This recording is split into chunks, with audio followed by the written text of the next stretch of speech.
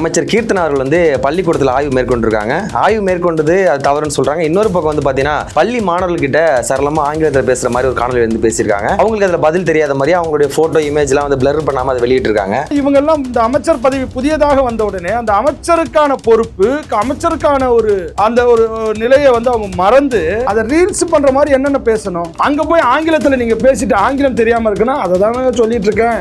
கல்வித்திறன் அதிகரிக்க வேண்டும். இப்படிலாம் பண்ணா அது எதிர்ப்பு வரும் அப்படின்னு அவங்க தெரியாம அதை பண்றாங்களா? எதிர்ப்புங்கிறத விட அசிங்கமா இருக்குங்க. கொஞ்ச காலங்கள் பாருங்க, இந்த கட்சியினுடைய மிகப்பெரிய ஒரு பிரிவு அப்படின்னு வருதுன்னா அது ஆதவர்ஜனா கையில தான் இருக்கும். தாவேக்கா எம்எல்ஏக்கெல்லாம் வந்து திமுகவோட செந்தில் பாலாஜி அவர்களும் தம்பி அசோக் அவர்களும் விலைக்கு வாங்க முயற்சிக்கிறாங்க அப்படின்ற மாதிரி 2 பேருக்கும் வந்து சம்மன் கொடுக்கப்பட்டுச்சு. யாருமே ஆஜராகல. அதாவது செந்தில் பாலாஜி அவர்களோ அவர் தம்பி அசோக் அவர்களையோ உத்தமர்கள் நான் சொல்ல மாட்டேன்.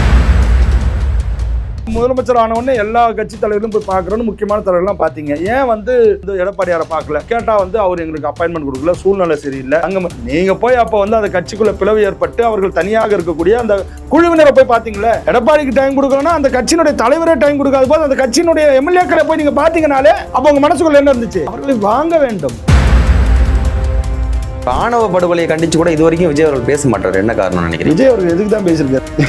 இல்ல நீங்க சொல்லுங்க. இந்த அரசாங்கம் வந்ததுல இருந்து பாத்தீங்கன்னா காவல்துறை கட்டுப்பாட்டுல வச்சிருக்கோம், கஞ்சா ஒழிப்பு நாங்க எடுப்போம், பெண்களுக்கு எதிரான சட்டங்களை நாங்க வந்து 58 நாள் கிட்டத்தட்ட ஆகுதுங்க. கிட்டத்தட்ட 150க்கும் மேற்பட்ட இந்த மாதிரியான கற்பழிப்பு சம்பவங்கள், இந்த மாதிரியான ஒரு கொடூரமான சம்பவங்கள் நடந்திருக்கு.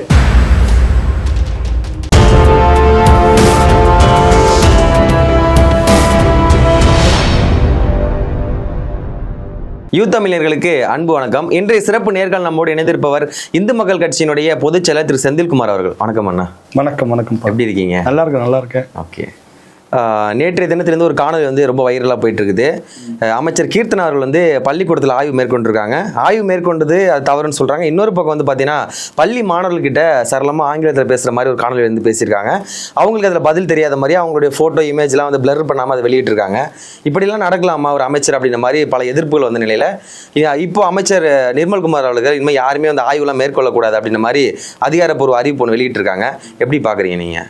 அதாவது தாவேக்கா அரசாங்கம் வந்ததிலிருந்து அந்த அமைச்சர்களாக நியமிக்கப்பட்டவர்கள் எல்லாம் ஆய்வு செய்வது தான் அப்படின்ற ஒரு விஷயத்தில் பார்த்தீங்கன்னாக்க இந்து சமய அறநிலையத்துறை அமைச்சர் அவர் போய் தின்பண்டங்கள் இருக்கக்கூடிய கோயிலை சுற்றி பிரசாதங்கள் இருக்கக்கூடிய இடங்களில் எக்ஸ்பைரி டேட் இருக்கா அப்படின்னு சொல்லி ஆய்வு எடுத்தார். அதே மாதிரி நம்ம கீர்த்தனா அவங்கள பார்த்தோன்னாக்க பள்ளிக்கூடங்களில் போய் அவங்க இருக்கக்கூடிய சொந்த தொகுதியில் இருக்கக்கூடிய பள்ளிக்கூடத்தில் போய் ஆய்வு பண்ணுறாங்க. ஆய்வு பண்ணுவது என்பது அதிகாரிகளுக்கும் அமைச்சருக்கும் யதார்த்தமான ஒரு விஷயம்தான், அதில் எந்த மாற்று கருத்தும் இல்லை. ஆனால் அந்த ஆய்வு செய்வதையே ரீல்ஸுக்காக பயன்படுத்தக்கூடிய வகையிலும் இது வேணா இவங்கெல்லாம் இந்த அமைச்சர் பதவி புதியதாக வந்த உடனே அந்த அமைச்சருக்கான பொறுப்பு, அமைச்சருக்கான ஒரு நிலையை வந்து அவங்க மறந்து அதை ரீல்ஸ் பண்ற மாதிரி என்னென்ன பேசணும், எப்படி பேசணும். அங்க போய் ஆங்கிலத்தில் நீங்க பேசிட்டு ஆங்கிலம் தெரியாம இருக்குன்னா அதை தானே சொல்லிட்டு இருக்கேன். கல்வித்திறன் அதிகரிக்க வேண்டும். கல்வித்துறை அமைச்சர் ராஜ்மோகன் கிட்ட இதை போய் நீங்க சொல்லுங்க. நீங்க ஆய்வு பண்ணிட்டு அதை வீடியோ எடுக்க வச்சுட்டு அந்த வீடியோ எடுத்தது யாரு? பத்திரிகையாளர்களா அப்படின்னு சொல்றாங்க. அவங்க பத்திரிகையாளர் தான் எடுத்தாங்கன்னு. இவர்கள் ஆளை வச்சு அவங்க வீடியோ எடுத்து அவங்களே வந்து செல்ஃபி எடுத்துக்கிட்டு அவங்களே வீடியோ எடுத்துக்கிட்டு ப்ரமோட் பண்ணிட்டு இருந்தவங்க தானே அவங்க. இல்லை இப்படிலாம் பண்ணா அது எதிர்ப்பு வரும் அப்படின்னு அவங்க தெரியாமே அதை பண்றாங்களா? எதிர்ப்புங்கிறத விட அசிங்கமா இருக்குங்க. இது வந்து ஒரு அமைச்சருக்கான அழகு இல்லைங்க. பத்திரிகையாளர்கள் அவங்கள வந்து வீடியோ எடுப்பாங்க, பத்திரிகையாளர்கள் கேள்வி கேட்பாங்க, நீங்க ஆய்வு செய்ததில் இருக்கக்கூடிய குறைகளை எடுத்து சொல்லணும். அந்த ஆய்வில் இருக்கக்கூடிய அந்த தொகுதியில அந்த தொகுதியினுடைய எம்எல்ஏவாக நீங்க என்ன பண்ணணும், அதுக்கு சார்ந்த கல்வித்துறை அமைச்சர்கிட்ட நீங்க வந்து என்ன பண்ணணும், இந்த புகாரா கொடுக்கணும். அதை ஆய்வு செய்து அந்த கல்வித்துறை அமைச்சர் இதை நாங்க செஞ்சிட்டோம்னு சொன்னா நீங்க அதை அறிக்கையா வெளியிடுங்க, பத்திரிகையாளர் சந்திப்பு நடத்துங்க. இந்த பத்திரிகையாளர் சந்திப்பு, பத்திரிகையாளர்களை எப்படி அணுகணும், இது எல்லாமே இல்லாமல் நாங்களே பத்திரிகையாளர் மாதிரி ரீல்ஸ் எடுத்துக்கிறோம், நாங்களே பத்திரிகையாளர் மாதிரி நாங்களே வந்து பேசி அதை வெளியிட்டுக்கிறோம். இது எந்த விதத்தில் அழகுன்னு எனக்கு தெரியல. சினிமா எடுக்கக்கூடிய ஒரு திரைப்படம் மாதிரி இவங்க நடத்திட்டு இருக்காங்க, நினைச்சிட்டு இருக்காங்க. இந்த கடைசி பெஞ்சு ஸ்டூடெண்ட்லாம் கேட்டால் அவனுக்கு என்ன தெரியும், ஃபர்ஸ்ட்ல உட்காந்துருக்கு இவங்களுக்கே தெரியல, நீங்கள் வேணா அவங்ககிட்ட ஒரு கான்வெகேஷன் நடத்துங்க அப்படின்ற மாதிரி பேசுறாங்க. இது சமூக வலைதளத்தில் ரொம்ப மிகப்பெரிய அளவுக்கு அதிர்ச்சி ஏற்படுத்துது. தமிழகத்தினுடைய மாணவர்களுடைய நிலையை இவர்கள் உணர்ந்து ஆய்ந்து அதுக்கு முன்னேற்றுவதற்கு என்ன பண்ணணுமோ அதை பண்ணாம மாணவர்களை போய் அங்க போய் டீஸ் பண்ற மாதிரியும், மாணவர்களை வந்து நீங்க வந்து இவங்களுக்கு என்ன தெரியும் ஏது தெரியும்னா ஒரு ஆதிக்க மனநிலையில பண்றாங்களா? அவங்களுடைய அணுகுமுறை தவறுங்கிற அணுகுமுறை தவறு, அவர்கள் செய்கிற விதங்கள் தவறு. மாணவர்களுடைய கல்வித்திறன் ஒட்டுமொத்தமாக நீங்க ஆய்வு செய்யணும். அரசு பள்ளியில படிக்கக்கூடியவர்களை எங்களை பொறுத்த வரைக்கும் நாங்க சொல்வது என்னன்னா, மத்திய அரசாங்கம் புதிய கல்விக் கொள்கைகளை இந்த நாட்டுக்கு கொடுத்து அந்த புதிய கல்விக் கொள்கைகளை எப்படியெல்லாம் திறன் மேம்பாடு இருக்க வேண்டும், அவர்களுக்கு மொழி அறிவு இருக்க வேண்டும். அதாவது குறைந்தபட்சம் 3 சப்ஜெக்ட், அது ஒன்று தமிழ், ஆங்கிலம், மூன்றாவதாக மாற்று எந்த மொழியாவது அவர்கள் கற்க வேண்டும் என்கின்ற அளவுக்கு மொழி அறிவு இருக்க வேண்டும் என்பதெல்லாம் புதிய கல்விக் கொள்கையில் சொல்லியிருக்காங்க. நீங்க அதை நடைமுறைப்படுத்த மாட்டோம், இருமொழி கொள்கை தான், தமிழ் ஆங்கிலம்னு சொன்னீங்க. அப்ப ஆங்கிலத்தில் எந்த அளவுக்கு புலமையா இருக்காங்கன்னு நினைக்கிறீங்க இந்த தமிழ்நாட்டு மாணவர்கள்? அப்ப இத்தனை வருஷம் இல்லையே, நீங்க ஆட்சிக்கு வந்தவங்க கூட அதுக்கான ஒரு மாற்று கல்வி திட்டத்தை கொண்டு வரலையே. ராஜ்மோகன் அவர்கள் என்ன பண்ணணும்? கல்வித்திறனை மேம்படுத்துவதற்கு புதிய கல்விக் கொள்கைக்கு நாங்கள் வந்து உருவாக்குவோம் தமிழகத்தில் மேம்படுத்துவதற்கு சொல்லணுமே. இதையெல்லாம் விட்டுட்டு என் தொகுதியில் இந்த மாணவர்களுக்கு இங்கிலீஷ் தெரியுமா, அங்கே ஆங்கிலம் தெரியுமா, இந்தம்மா பேசுகிற இங்கிலீஷே நிறையா கிராமரில் எவ்வளோ தப்பு பண்ணுறாங்கங்கிறத அழகாக வீடியோ எடுத்து வெளிப்படையாக எல்லாம் இன்னைக்கு வந்துட்டு இருக்குது ஊடகங்களில். இந்த அம்மோனியா வாயு கசில் எத்தனை பேர் இறந்துட்டு இருக்காங்க, அங்கெல்லாம் போய் ஆய்வு மேற்கொள்ளாதவங்க எங்கள் பள்ளிக்கூடத்தில் போய் ரீல்ஸ் பண்ணுறாங்களேன்ற மாதிரி சொல்கிறாங்க. அதாவது இந்த அம்மாவை பொறுத்த வரைக்கும் என்னென்னா, எனக்கு வந்து தகவல் அடிப்படையில் ஆதவ அர்ஜுனா அவர்கள் பயன்படுத்தி அவர் வந்து நடத்திட்டு இருக்கக்கூடிய வாய்ஸ் ஆஃப் காமன் என்கின்ற அந்த ஒரு நிறுவனத்தில் இவர்களும் பணிபுரிந்து கொண்டு அவர்களுடைய ரெக்கமெண்டேஷனில் எம்எல்ஏவாக வாய்ப்பு கிடைத்து அமைச்சராகவும் வாய்ப்பு கிடைத்து அப்படி வந்த ஒருவர் கிட்டத்தட்ட ஆதவ அர்ஜுனாவினுடைய அவர் சொல்வதை செய்யக்கூடிய ஒரு ஆளாக இருக்கிறதா? அந்த அளவுக்கு கட்சி செல்வாக்குள்ள ஒரு ஆதவ அர்ஜுனா சொன்னா தாங்க விஎஸ் பாபு கேட்பார், கொளத்தூர் தொகுதி எம்எல்ஏ. அது அவரே சொல்றாரு, எனக்கு எல்லாமே ஆதவ அர்ஜுனா தான், விஜய் தான் சொல்லல. ஆனா சட்டமன்றத்தில் ஆதவ அர்ஜுனா பேசுறது தவறுன்னு கண்டிக்கிறார்ல ஒரு சில இடங்கள்ல. யாரு? சபாநாயகர் அவர்கள். இல்ல, சபாநாயகர் வந்து நீங்க கொஞ்சம் காலங்கள் பாருங்க, இந்த கட்சியினுடைய மிகப்பெரிய ஒரு பிரிவு அப்படின்னு வருதுன்னா அது ஆதவ அர்ஜுனா கையில தான் இருக்கும். ஆதவ அர்ஜுனா தான் இன்வெஸ்டர், ஆதவ அர்ஜுனா தான் பணம் போட்டிருக்காரு, ஆதவ அர்ஜுனா தான் பல எம்எல்ஏக்களை கையில் வச்சிருக்காரு, ஆதவ அர்ஜுனா தான் மிகப்பெரிய கோடீஸ்வரர் அமைச்சர் அல்லது எம்எல்ஏ யார் வேணா எடுத்துக்கலாம் விஜய்க்கு அடுத்து. கிட்டத்தட்ட மிகப்பெரிய அளவில் அவர் வந்து இந்த கட்சியினுடைய நடவடிக்கைகளை அவர் கண்ட்ரோலில் வச்சிருக்காருங்கிறது தான் உண்மை. அதில் ஒரு ஆள் தான் இந்த கீர்த்தனா அவர்கள். எனவே கீர்த்தனா அவர்கள் வந்து விஜய் அவர்கள் என்ன சொல்றாருன்றதை விட அல்லது புஷி ஆனந்த் என்ன சொல்றாருன்றதை விட ஆதவ அர்ஜுனா என்ன சொல்றாருன்றதா அந்த அம்மாவுக்கு வேத வாக்கு. ஆனால் அந்த அம்மாவனுடைய பழக்க தோஷம் எல்லா இடங்கள்லையும் போய் ரீல்ஸ் எடுக்கிறதும், எல்லா இடங்கள்லையும் போய் எப்படி அணுகணும், ஒரு அமைச்சராக இருந்து அந்த அமைச்சருக்கான மாண்புகளோடு அணுகாமல் ஏதோ ஒரு சிறுபிள்ளைத்தனமான அணுகுமுறையில் அவங்க அணுகுறாங்க. ஏற்கனவே அவங்க பல செயல்களை வந்து இன்னைக்கு மீம்ஸாகவும் பல செயல்களை வந்து பல காமெடி மாதிரி ஆக்கிட்டாங்க இன்னைக்கு. அந்த மாதிரி அதை திரும்பவும் பண்ணுறாங்க. அது அவங்களுக்கு காமெடியாவோ அவங்களுக்கு எதுவாக வேணா இருக்கலாம். ஆனால் இந்த நாட்டினுடைய அமைச்சர், இந்த மாநிலத்தினுடைய அமைச்சர், அவங்க வந்து இந்த மாதிரி நடந்துக்கிறது வந்து நமக்கும் அசிங்கமாக இருக்குது, நமக்கும் அது ஒரு வருத்தமாக இருக்குது. அதனால் அவங்க அணுகுமுறையை மாற்றிக்கணும். கீர்த்தனா அவர்களுடைய அணுகுமுறையை மாற்றிக்கணும். ஆதவ அர்ஜுனா அவர்களே அவங்களுக்கு நல்ல புத்தி சொல்லுங்கள். இப்போ இது தவறுன்னு தெரிஞ்சனால தான் நிர்மல்குமார் போன்றவங்க வந்து கண்டிக்கிறாங்க, இனிமேல் ஆய்வு நடத்தக்கூடாதுன்னு சொல்கிறாங்க. ஆமாங்க, இன்னைக்கு நிர்மல்குமாருக்கு வந்து ஒரு பவர் சென்டராக இருக்கணும் அப்படின்ற ஒரு எண்ணம் வரும். அடுத்து புஷி ஆனந்த் அவர்கள் எனக்கு தெரிஞ்சு அவர் பவர் சென்டராக என்றைக்குமே இருக்கிறதுக்கு வாய்ப்பு இல்லை. ஏன்னா அவர் வந்து உண்மையிலேயே அது நல்ல பழக்கமும் சரி, திருமாவளவன் அவர் அலுவலகத்துக்கு போனாலும் அல்லது அவர் வந்தாலும் உடனே வெளியே போய் வரவேற்கிறாரு. நீ கூட அன்புமணி அவர்கள் வெளியே வந்தார், அவர் வாசல்ல போய் வரவேற்கிறாரு.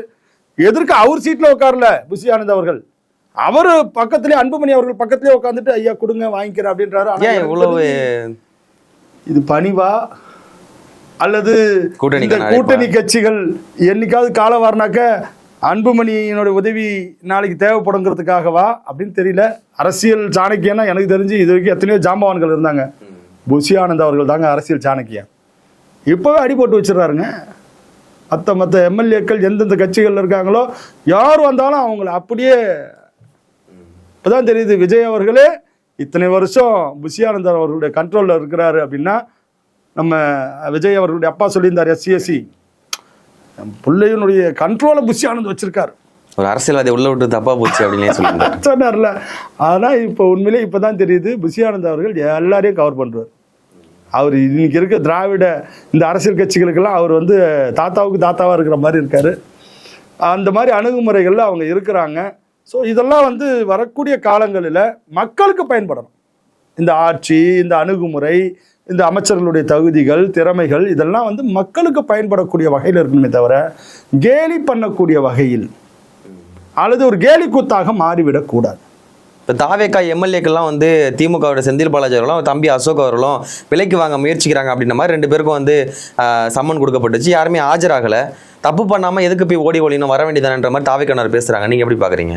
அதாவது செந்தில் பாலாஜி அவர்களோ அவர் தம்பி அசோக் அவர்களையோ உத்தமர்கள்னு நான் சொல்ல மாட்டேன்.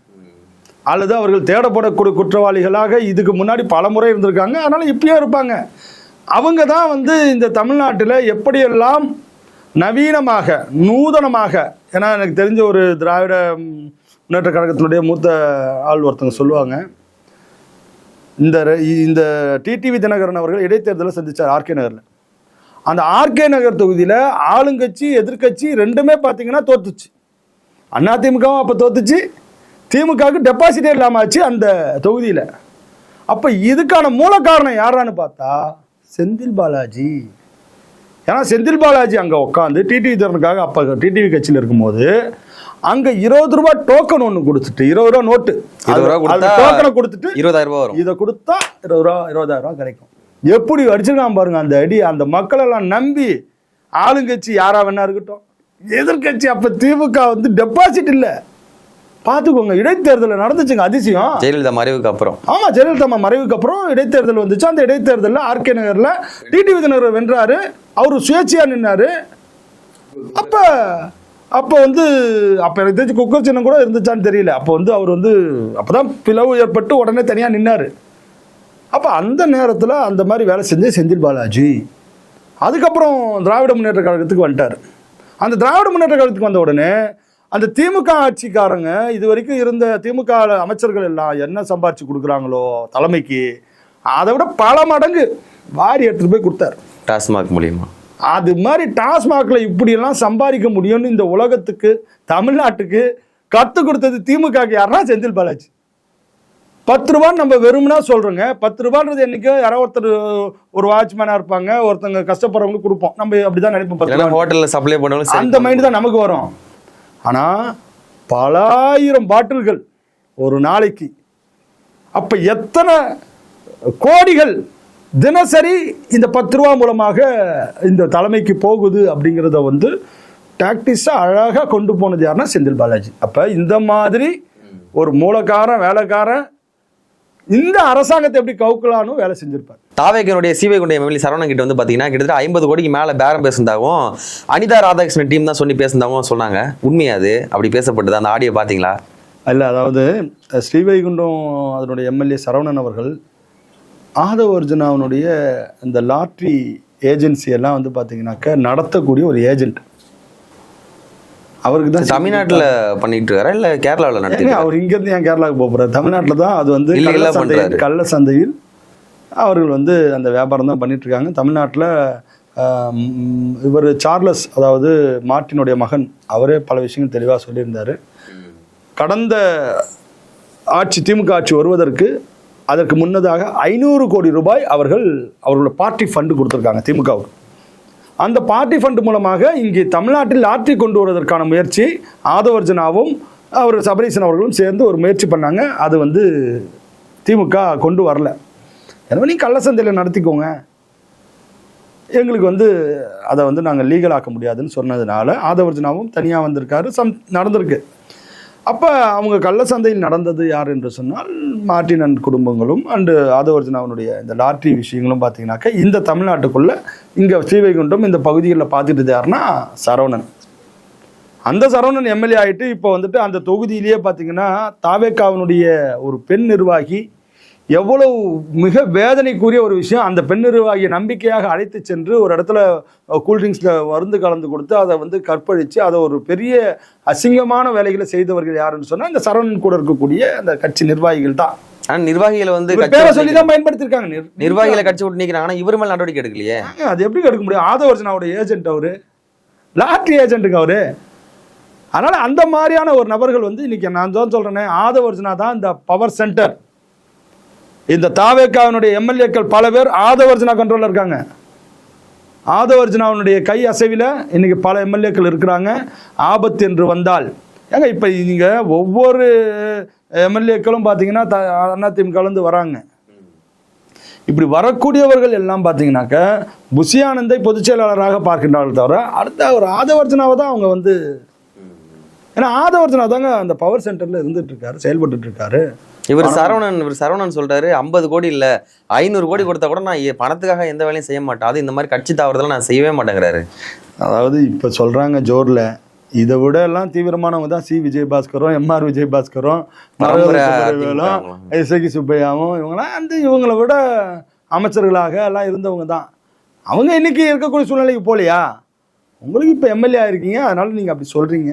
நாளைக்கு அது மாறலாம். நாளைக்கு மாறலங்க, மாற்றம் உண்டு தாங்க. இன்னைக்கு எவ்வளோ பேர் இன்னைக்கு வந்து கட்சி மாறுவது என்பது யதார்த்தமாக நடக்கக்கூடியது தான். சரி, இப்போ நீங்கள் வந்து இவர் விலை பேசுனாங்கன்னு சொல்கிறீங்களே, அப்போ இத்தனை எம்எல்ஏக்கள் திடீர்னு எப்படி வந்தாங்க?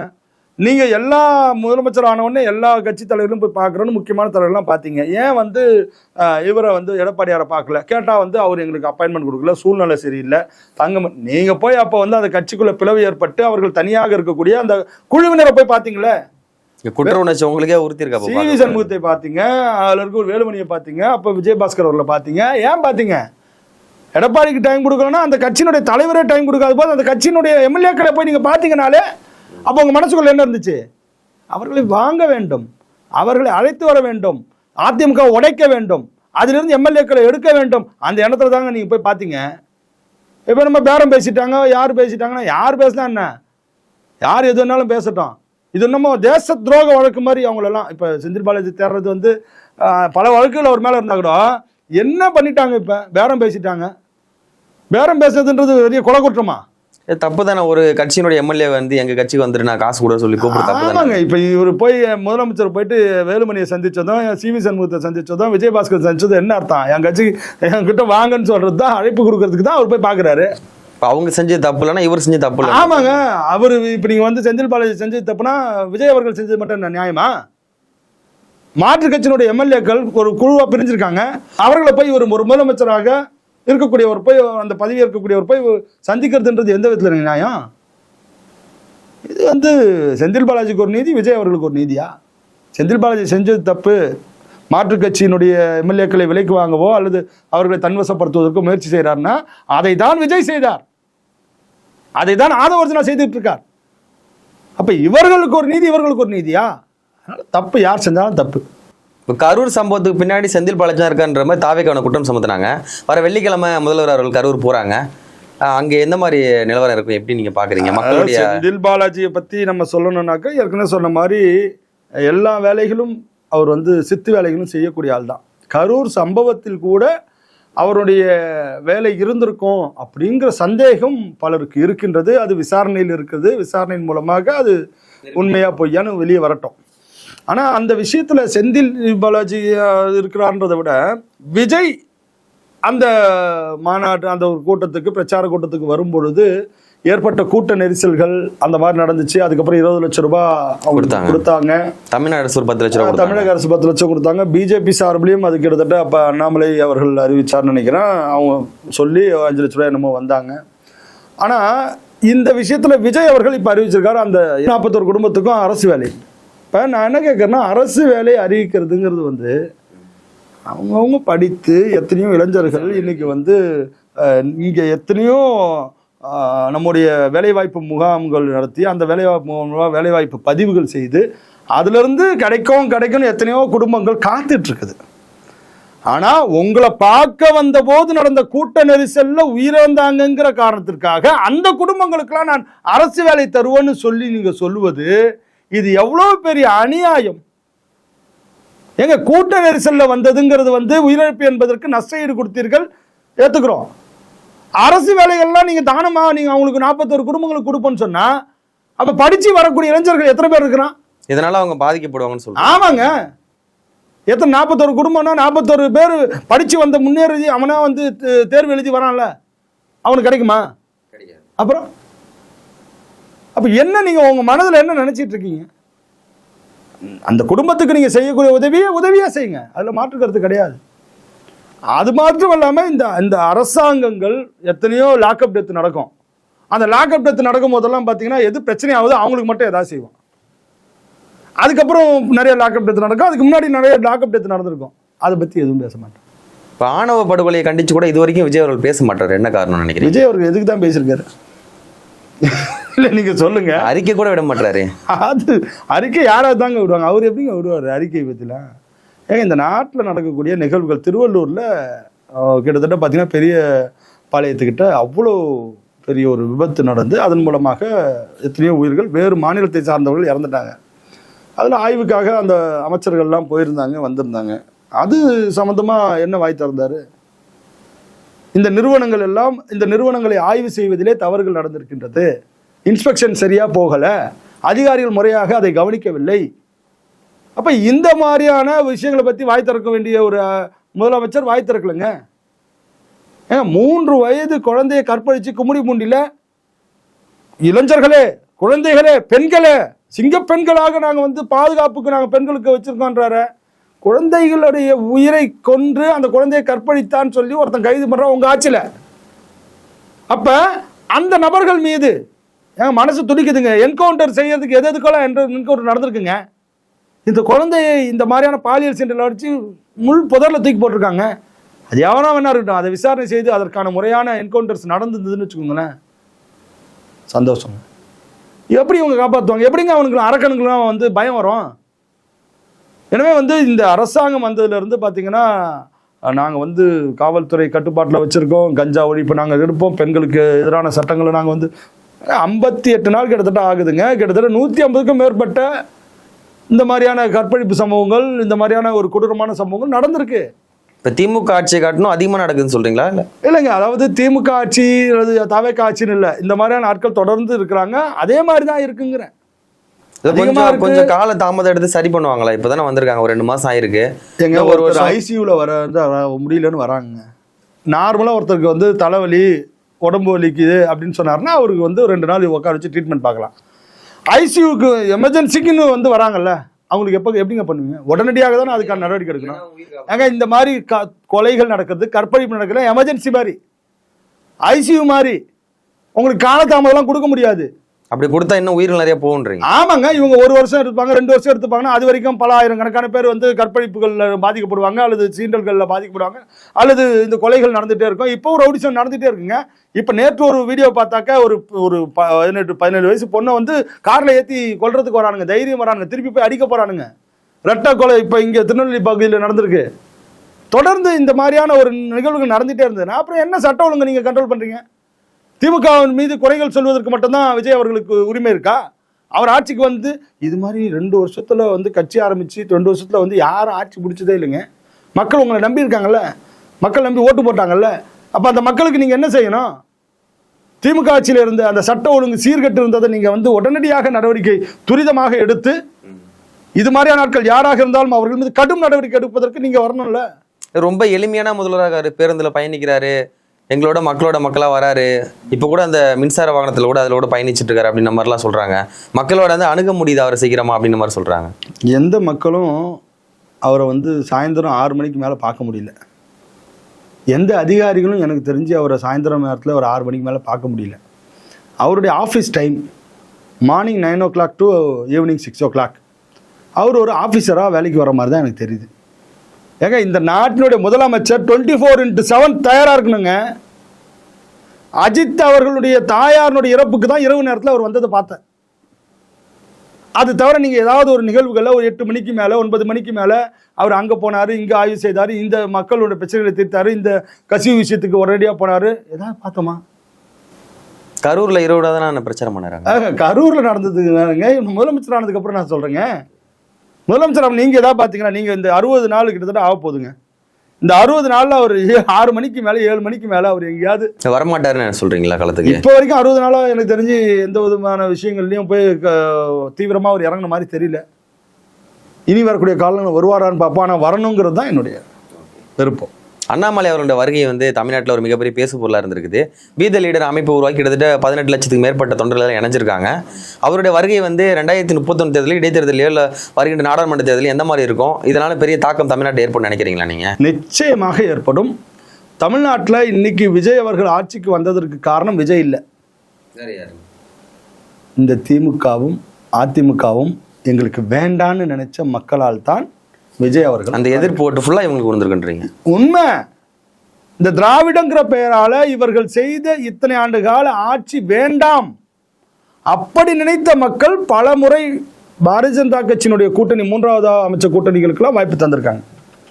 ஏன்னா கடந்த 2014 நடந்த பாராளுமன்ற தேர்தலெல்லாம் பார்த்தீங்கன்னாக்கா அதிமுக திமுகவை விட ஸ்ட்ராங்காக 2 எம்பிக்கள் வந்து பிஜேபி தலைமையிலான தேமுதிக தலைமையிலான கூட்டணிக்கு கிடைச்சிது. அப்போ என்னன்னா அப்போதுலேருந்து மக்கள் முயற்சி பண்ணுறாங்க. விஜயகாந்த் அவர்கள் நிற்கும் போது கூட பார்த்தீங்கன்னாக்கா 3வதாக அவர் வரணும்னு முயற்சிகள் மக்கள் வந்து விரும்பி ஓட்டு போட்டாங்க. அப்போ 3வதாக இன்னைக்கு விஜய்க்கு வாய்ப்பு கொடுத்த இந்த மக்கள் விஜயை எதிர்ப்பதற்கு ஒரு ஸ்ட்ராங்கான ஒரு வலிமையான தமிழகத்திலே மக்கள் பிரச்சனைகளை ஒரு அறிவுபூர்வமாக அணுகக்கூடிய ஒருவர் வேண்டும் என்று மக்கள் நினைக்கின்றார்கள். அந்த மக்களுடைய எண்ணங்களை உதயநிதி சரியாக அதை கையாளவில்லை. எடப்பாடியார் அவர்கள் எது நடந்தால் எனக்கு என்ன, எதிர்கட்சியும் இல்லை ஆளுங்கட்சியும் இல்லைங்கிறதுனால அவர் வந்து ராயப்பேட்டாவிலேயே வந்து பக்கத்துலேயே ஒரு வீடு வாங்கிட்டாரு. அதனால் அவர் அவருடைய அலுவலகத்துக்கு போகிறது வரதோடு நிற்கிறாரு.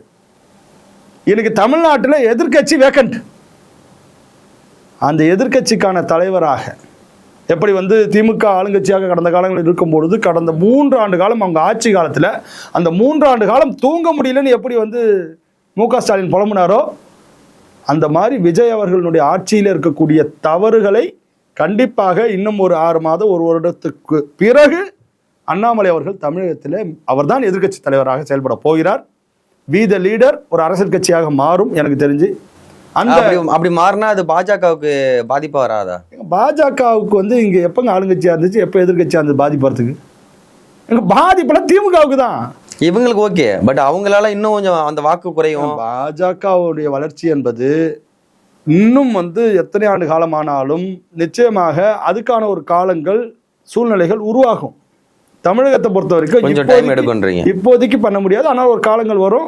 மாற்றங்களை வந்து மக்கள் விரும்பிட்டாங்க. திமுக அதிமுகவை விட மாற்று வேணும்னு முடிவு பண்ணிட்டாங்க. அப்போ பாஜகவும் கண்டிப்பாக வளர்ச்சி இருக்கு. ஆனால் இப்ப இருக்கக்கூடிய காலகட்டங்களில் சூழ்நிலைகளுக்கு விஜய்க்கு மாற்றாக அண்ணாமலை அவர்கள் தான் வருவார் என்பது என்னுடைய கணிப்பு. கரூர்ல வந்து விஜய் அவர்கள் செல்ல போறத நம்ம பார்த்துருந்தோம். அதுல வந்து பாத்தீங்கன்னா இதுல வந்து விஜய் அவர்கள் வந்து கரூர் போகாததுக்கு நிறைய திமுக வந்து சதி பண்றாங்கன்னு இன்னமும் அந்த பேச்சு எழுந்துட்டு இருக்குது. நிர்மல்குமார் கூட நீங்க செய்தியாளர் சந்திப்புல சொல்லியிருக்காரு, விஜய் அவர்களை கரூர் போக விடாம தடுக்கிறதுக்கு எல்லா வேலையும் திமுக செய்யறாங்கன்னு. அது சாத்தியமா? இன்னமும் முதலமைச்சரை போக விடாம தடுக்க முடியுமா அவங்களால? சட்டத்தினுடைய கண்ட்ரோல் யார் கையில் இருக்கு? முதல்வர் கையில். போலீஸுடைய அமைச்சர் யாரு? முதல்வர் தான். அவரை எப்படிங்க திமுக தடுக்க முடியும்? அதுதான் நம்ப முடியல. திமுக எந்த மத்தியில் ஆளுங்கட்சியா இருக்குதா இல்ல வந்து எந்த மாநிலத்துக்கு ஆளுங்கட்சியா இருக்குது, எப்படிங்க அவங்க தடுக்க முடியும்? இதெல்லாம் நிர்மல்குமார் அவர்கள் அப்படி சொல்லியிருந்தாருன்னா அவர் வந்து அப்ப ஆட்சி என்பது உங்களுக்கு வந்து கொடுத்தது என்பது நீங்களே அந்த ஆட்சியை நிர்வாகம் செய்ய முடியலையா? அந்த ஆட்சி நிர்வாகத்தை மீறி சூப்பர் பவராக திமுக இருந்துட்டு செயல்படுதா? அதெல்லாம் கரூர் சம்பவத்தில் வந்து ஏதோ நடந்த நிகழ்வுகள், வருத்தத்துக்குரிய நிகழ்வுகள். அது ஆளுங்கட்சியாக இருந்த திமுகவும் சரி, அல்லது அப்போ அதுக்கு காரணமோ அல்லது அந்த சூழ்நிலை நடந்தப்போ விஜய் அவர்களுடைய நிலைமைகளோ பார்த்தீங்கன்னா கூட ஒரு வருத்தத்துக்குரியது தான். ஏன்னா விஜய் அவர்கள் உடனடியாக கிளம்பி வந்துட்டார் சென்னைக்கு. அப்போ வந்து கிட்டத்தட்ட பல நாட்கள் வந்து அவர் வந்து அது சம்மந்தமாக பேசாமல் அப்புறமா தான் ஒரு வீடியோ போட்டார். ஸோ அது மாதிரியான ஒரு ஆக்டிவான ஒரு பொலிட்டிஷியனாக அவர் அன்றைக்கி அது நடந்துக்கலங்கிற வருத்தம் எனக்கு உண்டு. அந்த நேரத்தில் திருச்சியில் உங்களுக்கு வந்து நீங்கள் வந்து கரூர்ல இருந்து கிளம்பி திருச்சியில் வந்து இருந்திருக்கணும். திருச்சியில் அமர்ந்து கொண்டு அங்க இருக்கக்கூடிய மக்களுக்கு வேண்டிய உதவிகளை அரசாங்கம் செய்வதற்கும் தன் மூலமாக என்ன நடந்துச்சு, ஏது நடந்துச்சு, இதெல்லாத்தையும் ஆய்வு செய்வதற்கு அவர் அங்கு இருந்திருக்க வேண்டும். ஆனா இல்லையே சார். 98ல் குண்டுவெடிப்பு கோயம்புத்தூர்ல நடக்குது சார். அத்வானி அவர்களுக்கு எதிராக அத்வானியை கொல்லணுன்றதுக்காக நடந்துச்சு சார். அத்வானி வந்து ஏர்போர்ட்ல இறங்கி அங்கிருந்து அவர் வந்து இவரை மாதிரிலாம் இங்கிருந்து கிளம்பி ரிட்டர்ன் டெல்லிக்கு போல, அங்கிருந்து ஹாஸ்பிட்டலுக்கு போகணும்னு கேட்டார். யார் யாரெல்லாம் உயிரிழந்திருக்கின்றார்களோ அவர்களை நான் சந்திக்கணும்னாரு. அந்த இடத்துலையும் குண்டு வச்சிருக்காங்கன்னு சொன்னாங்க. பரவாயில்ல, நீங்க பாதுகாப்பு பண்ணுங்க, ஆனா நான் உங்களை சந்திக்கணும், நான் விட்டுட்டு போக முடியாதுன்னாரு சார். அவர் தலைவரா? கரூர் சம்பவத்தில் சென்னைக்கு வந்து விட்டவர் தலைவரா? இதெல்லாம் வந்து நம்ம சிந்திச்சு பார்க்கணும். அப்போ இந்த மாதிரியான நிகழ்வுகள் கடந்த காலங்களில் விஜய் அவர்களுடைய நிகழ்வு நடந்திருக்கே தவிர உடனே நிர்மல்குமார் அவர்கள் வந்து இதுக்கெல்லாம் திமுக தான் காரணம், எங்களை வந்து போக விட மாட்டாங்க, முதலமைச்சரை போக விட மாட்டாங்கன்னு சொன்னாக்க அப்போ நீங்கள் காவல்துறையினுடைய மந்திரியாக விஜய் இருப்பதற்கு அவருக்கு தகுதி இல்லைன்றது தான் அர்த்தம். இல்லை, இன்னொன்று கூட சொல்லிருக்காரு, வைகை ஆத்தை வந்து தூர்வார முடியுமா அப்படின்ற மாதிரி கேட்டிருக்காரு ஆளுநர். இது எதனால் அப்படி கேட்டிருக்காரு, ஏன் என்ன காரணம்? ஏங்க இப்போ நீங்கள் வந்து நீர்வளத்துறை அமைச்சர் இருக்கார் புஷி ஆனந்த் அவர்கள், அவர் போய் அங்கே தூர்வார போகிறாரு? இல்லை, அதுக்கான ஆள் வச்சு அப்படிதான் போறாங்க. அரசாங்கம் நடத்துகின்றீர்கள், அரசாங்கம் நடத்துகின்ற நீங்கள் இந்த அரசாங்கம் இந்த சட்டத்துக்கு எதிராக ஒரு முடிவுகளை எடுத்ததோ அல்லது இந்த நாட்டுக்கு தேசத்துக்கு ஆபத்து என்று சொன்னால் அந்த அரசாங்கத்தை கலைக்கிறதுக்கு கூட பவர் இருக்கக்கூடியவர் தான் கவர்னர். எனவே அவர் போய் தூர்வார முடியுமா, அவர் சுத்தம் செய்ய முடியுமா அப்படிங்கிறத முதல் கேட்கறதுக்கு முன்னாடி ஆளுநர் அவருடைய கருத்தை அந்த பகுதிகளுக்கு செல்லும் பொழுது அங்கே இருக்கக்கூடிய குறைகளை அவர் பார்த்ததை அவர் வந்து என்ன பண்ணுறார், ஆதங்கத்தை வெளிப்படுத்துகின்றார்.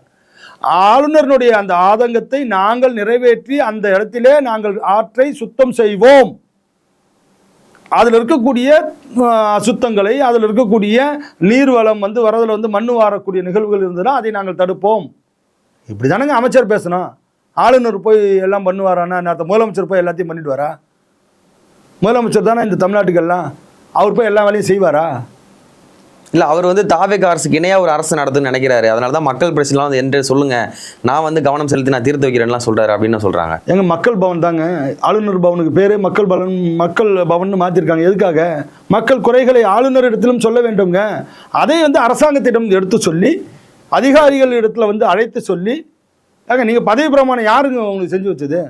அவர் தான், ஆளுநர் தான். அப்புறம் உங்களுக்கு பதவி பிரமாணம் செய்யக்கூடிய ஒரு தகுதி உள்ள ஒரு ஆள் மக்கள் பிரச்சனைகளை கேட்டு அதை எந்த அதிகாரிகளோ எந்த அமைச்சர்களோ அவர்களிடத்தில் எடுத்து சொல்வதற்கு ஆளுநருக்கு வந்து உரிமை இல்லையா? செய்யறது தப்பா? நீங்க வந்து உங்களுடைய சூப்பர் பவர் நாங்க தான் அப்படி அந்த அந்த ஒரு ஆணவ போக்கு இருக்கக்கூடாது. ஆளுநரிடத்தில் சொல்றாங்க, முதலமைச்சர்கிட்ட சொல்றாங்க, தலைமைச் செயலாளர்கிட்ட சொல்றாங்க, அமைச்சர்கிட்ட சொல்றாங்க, எம்எல்ஏ கிட்ட சொல்றாங்க, கவுன்சிலர்கிட்ட சொல்றாங்க. யாரிடம் வேணுமா மக்கள் பிரச்சனை? ஏங்க எம்எல்ஏக்கள் நீங்க வந்து உங்களுக்கு பிரச்சனை யார்கிட்டங்க போக போறீங்க? அமைச்சர்களே பிரச்சனை யார்கிட்ட போய் மனு கொடுக்க போறீங்க? முதலமைச்சர்கிட்ட தான், இல்லைன்னா ஆளுநர்கிட்ட. அவரை நீங்க போய் உங்களுடைய பிரச்சனைகளை போய் நீங்க ஆளுநர்கிட்ட கொடுக்குறீங்களே. எத்தனை இடத்துல திமுக எதிர்த்திருக்க ஆளுநர், ஆனா போய் மனுக்கு எங்க கொடுக்கும்? ஆளுநர்கிட்ட. உங்களுடைய பிரச்சனைகளை நீங்க போய் நீங்க சொல்ற மாதிரி மக்களுடைய பிரச்சனைகளும் கருத்துக்களும் இந்த தமிழ்நாட்டுக்கு வேண்டிய நன்மைகளும் செய்யறதுக்கு ஆளுநர் தயாரா இருக்காரு, சந்தோஷப்படுங்க. ஆளுநரை வந்து எதிர்க்கணும் அப்படின்னு திமுக கடந்த காலங்களில் சொல்லி கடைசியில் ஆளுநர்கிட்ட போய் சரண்டர் ஆன மாதிரி நீங்களும் எதிர்த்துட்டு அப்புறம் சரண்டர் ஆனால் அது உங்களுக்கு தான் அசிங்கம். நிறைய தகவல்கள் பகிர்ந்தீங்க, மிக்க மகிழ்ச்சி. நன்றிண்ணா. நன்றி.